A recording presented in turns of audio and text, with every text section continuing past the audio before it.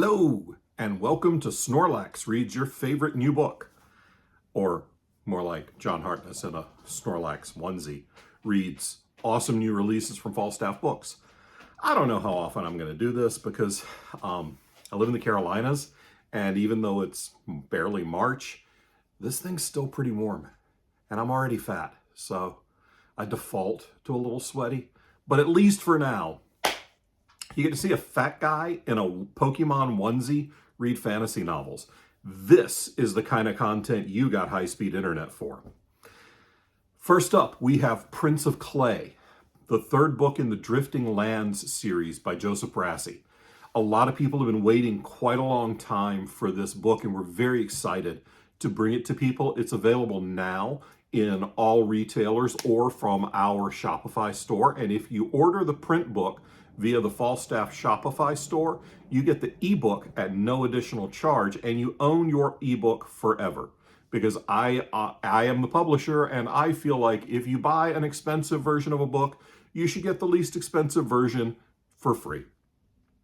So here is the prologue to Prince of Clay by Joseph Brassey.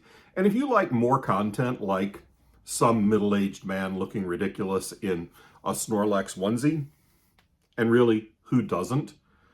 Please remember to like, comment, subscribe, and ring that bell to get notified. Jeez, that's hot. Man, and I need a haircut.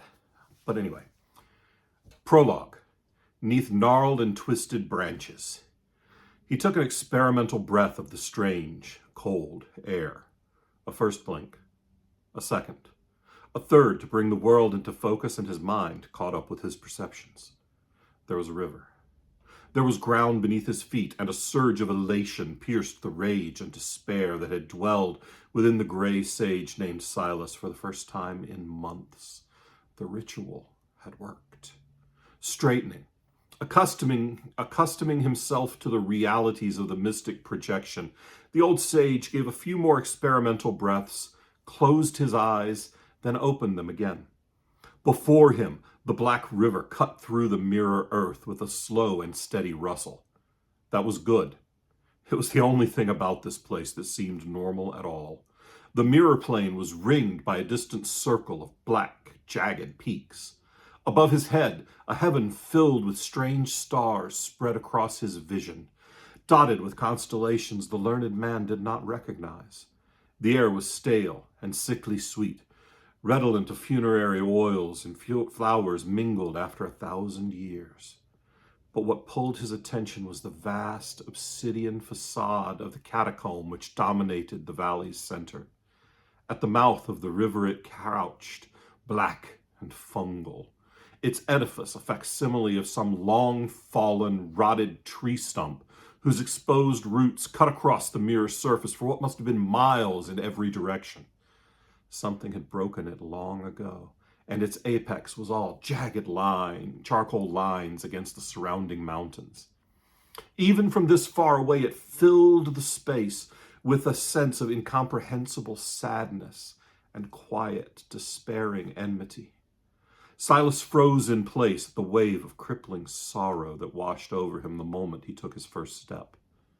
The sage staggered, nearly fell to his knees. He breathed in the cold, alien air and clenched his fists as the magic that kept him here wavered. He had come too far and sacrificed too much to stand on this distant, profane ground. Silas steeled himself and strode across the landscape towards the mouth of the water. It was time to enter the barrow of the 12th night. It was hard to breathe at the base of the labyrinthine tangle of black roots. A wall of darkness rose before him to choke out the air. The sage paused to slow his pounding heart. Somewhere nearby, the dark waters churned from the base of the tomb, their echoes similar to the river near the Port Providence homestead of his childhood. The memory was like a knife wound. A prick and small impact was all he felt at first. Then reality pulled it away, and the pain dropped him gasping to his knees. Further. He had to go further. The spell had drained him, He had already paid so much in costs to his soul that the order of sages would throw him from their temples when they learned what he had done. Silas raised his eyes, pushed himself to his feet, and flexed his fingers. When I am done, he thought, there will be no sages, no nations, no prophecies to break or legends to tell. Then the old man let go of his last ounce of shame and pressed his hands to the cold mass of darkness before him. The sensation was jarring, frigid stone and hardened sap, and beneath, a stirring of something cold and empty. The legends were wrong, Silas whispered, his words bitter in the half-light. You whose name itself has perished, if pride and vengeance yet stir within you, I offer up this prayer. Not all have forgotten. Not all roads have closed. Heed me, and I shall be your Stavrofor.